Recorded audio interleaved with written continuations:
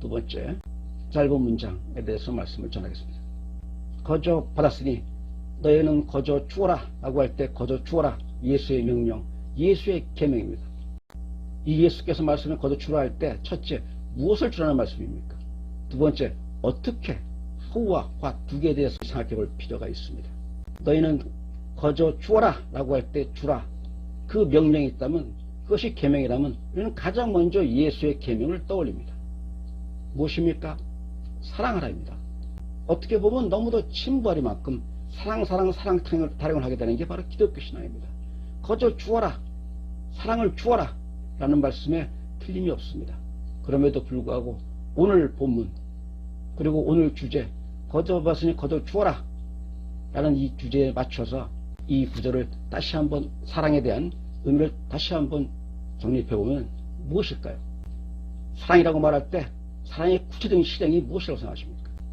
가장 먼저 우리는 주기도문을 통해서 예수께서 우리에게 알려주신 것처럼 우리가 우리의 죄를 사하여 준 것 같이 구절에서 알 수 있는 것처럼, 또 마태복음에서 예수께서 말씀하신 것처럼 너희가 형제의 죄를 용서하면 하나님께서도 너희를 용서하실 것이요, 너희가 형제의 죄를 용서하지 아니하면 하나님께서도 용서하지 아니하시리라 라고 말씀하십니다. 용서입니다. 사랑의 가장 큰 출발 그리고 시작은 또 성경에서 또 하나님과 우리 주 예수 그리스도께서 우리에게 요구하시는, 우리에게 원하시는, 우리에게 명령하시는 사랑의 구체적인 실행은 용서입니다. 여러분은 용서하시고 사십니까? 여러분의 용서가 마음에 배어 있습니까? 쉽지 않습니다.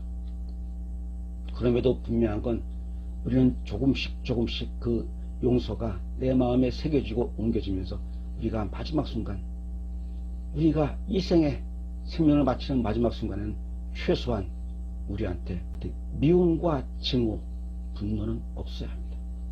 마지막 순간 내가 하나님께 나아가는 그 순간에 내 마음에 여전히 용서하지 않은 무엇이 남아있다면, 그 앙금이 남아있다면 우리는 이 세상에서 실로 소중한 것을 이루지 못하고 마지막 순간 하나님께 나왔다 라고 밖에 말씀드릴 수 없습니다. 이렇게 말씀드리는 제가 과연 그렇게 용서하고 살고 있으며 정말 용서하는가 라고 돌이켜본다면 그렇지 않기 때문에 말씀드리는 겁니다. 그럼에도 불구하고 그래야만 한다고 생각했기 때문에 말씀드리는 겁니다. 쉽지 않은 길, 용서하는 길, 용서라는 것, 하나님께서 가장 먼저 우리에게 베푸신 게 바로 용서입니다. 하나님이 우리의 죄를 용서하지 않으셨다면, 우리의 죄와 허물을 용서하지 않으셨다면 예수께서 우리를 위하여 죽으실 일도 없고 그런 처절한 희생을 당하실 일도 없고 또 나아가 우리에게 구원이 있을 수도 없습니다. 거저 주어라 라고 할 때 주라는 거에 첫 번째는 사랑하라며, 사랑하라 해서 우리가 가장 먼저 택해야 할 것은 다름 아닌 용서입니다. 동시에 용서 동시에 우리가 마음에 새겨야 할 또 사랑의 구체적인 실행은 사랑이라는 말을 많이 하면서도 그것이 마치 감정적으로 누구에게 대한 좋은 감정, 호감으로 치환되는 게 아니라 그 사랑이라는 게 우리 신앙으로, 실행으로 이어지기 위해서 우리는 구체적으로 방금 말씀드린 용서가 우리한테 내면화되고 우리한테 치화되어야 합니다. 그리고 다른 하나는 다름 아닌 섬김입니다. 섬김이란 말은 그 배경에 낮아지고 온유와 겸손이 깔려 있습니다. 두 가지. 저는 예수께서 말씀하신 그 사랑의 구체적인 실행, 계명의 실행, 그 순종은 용서와 섬김이라고 생각합니다. 주어라 라고 말씀하신 예수의 계명, 그 사랑을 실천하는 것은 다시 한번 저도 여러분도 마음에 깊이 새기시기 바랍니다. 용서하십시오. 그리고 섬기는 자로서 예수의 계명을 지키는 자가 되십시오.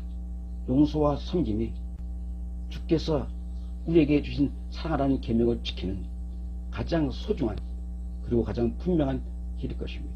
거저 받으니 거저 주어라 해서 거저 주어라의 마지막 주어라 해서 줄 때 거저 주라는 말씀은 무슨 뜻입니까?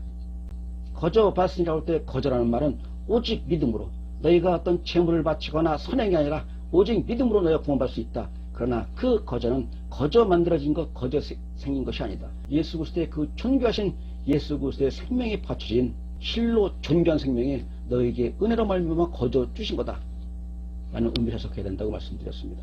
그렇다면 거저 주어라 해서 거저는 무엇일까요? 물론 성경은 이래서 간단히 말합니다. 그리고 우리는 잘 알고 있습니다. 너희가 사랑할 만한 자를 사랑하면 그것이 무슨 상이 있으리요. 이는 이방 세리나 죄인도 이방인도 그와 같이 하지 않느냐라고 말씀하시면서 또 동시에 말씀하십니다. 너희는 잔치에 누군가를 초대할 때 부자를 초대하지 말고 가난한 자를 초대하라. 너희가 부자를 초대해서 그 부자가 다시 또 너희를 초대하면 그것이 너희에게 무슨 상이 있으리요 라고 말씀하시면서 대가를 받지 말라 라는 의미에서 거저 주어라는 거저를 강조하고 말씀하십니다. 그러나 여기에서 거저라는 말에 보다 더 깊은 의미는 차별하지 말라. 예수께서 거저 받았으니 거저 주어라라고 제자들에게 말씀하실 때 그 배경이 바로 이것입니다. 너희가 거저 받지 않았느냐? 어떤 권능, 병을 고치고 귀신을 내쫓아내며 심지어 죽은 자를 살리며 너희에게 이 모든 권능을 받은 것, 너희가 선행에 있어서 단지 갈릴리의 어부에 불과했던 너희들, 세리였던 너희들이 선행이 있기 때문에 너희들이 특별한 어떤 행위로 말미암아 너희가 잘한 게 있어서 너희에게 내가 이런 권능을 준 게 아니지 않느냐 라고 말씀하시면서 내가 단지 선택해서 너희에게 주었을 뿐 너희의 특별한 선행이나 너희의 특별한 보상이 아니다라고 말씀하십니다. 그러면서 너희가 거저 받은 것처럼 거저 주어라 라고 말할 때는 너희가 그 권능을 베풀어서 누구인가 내가 너희에게 준 그 능력을 행사할 때 병든 자의 병을 고치고 귀신 들린 자 귀신을 내쫓고 할 때 이를 행할 때 너희들은 사람을 차별하여 대하지 말라. 너희들이 유대 율법주의에 갇혀있는 너희들이 세상의 친인자 하나님의 은혜를 받은 자와 하나님의 은혜에서 멀어진 자라고 말하는 과부나 가난한 자 고아들 이들을 멸시하지 말고 그들에게도 있는 그대로 내가 너희를 선택한 것처럼 비천한 너희를 선택한 것처럼 너희들도 거저 베풀라라고 하는 의미였습니다. 거저라는 말의 의미, 거저 주어라 라고 할 때 거저라는 말의 의미는 1차적인 의미는 대가를 구하지 말라는 말이고 동시에 이 말에는 더 깊이 우리가 새겨야 할 말은 차별하지 말라는 말입니다. 차별하지 말고 용서하며 차별하지 말고 사랑하며 차별하지 말고 섬기라 라는 말입니다. 매우 간단하고 너무 당연한 말처럼 들릴 수 있습니다만 우리가 참으로 그리스도의 성도로서 그리스도의 뜻에서 어긋나게 참으로 잘못하는 게 제가 저 자신을 돌이켜봐도 참으로 잘못하고 있는 게 그래서 고치고 싶고 그래서 반드시 고쳐야 한다고 다짐하는 게 다름 아닌 제 마음속에 그리고 어쩌면 여러분들 마음속에 인정하고 싶지 않지만 또 인정하지 않고 있지만 그럼에도 불구하고 내면에 꽉 박혀있는 차별입니다. 차별을 버리고 거저 주라 라고 말씀하신 예수께서 제자들에게 너희가 거저 주라 라고 할 때 차별하지 말라 라고 말씀하셨던 것처럼 우리도 차별하지 아니하고 세상에 작은 자, 비천한 자, 가난한 자, 심지어 죄인까지도 우리는 차별하지 않고 예수의 계명을 지켜나가는 우리가 되시기 바랍니다. 거저 받았으니 거저 주어라 라는 이 구절이 담고 있는 의미는 지금까지 일반적으로 해석했던 것처럼 여러 가지 오욕에서 벗어나서 이제는 본래 성경에서 예수께서 제자들에게 하신 말씀 그 다음에 그것이 2000년 후인 지금 공식적인 관점에서 우리가 해석하고 적용하는 관점에서 다시 한번 바라보면서 우리의 신앙을 다짐하고 우리의 신앙을 다듬는 귀한 은혜의 구절 되시기 바랍니다. 마치겠습니다.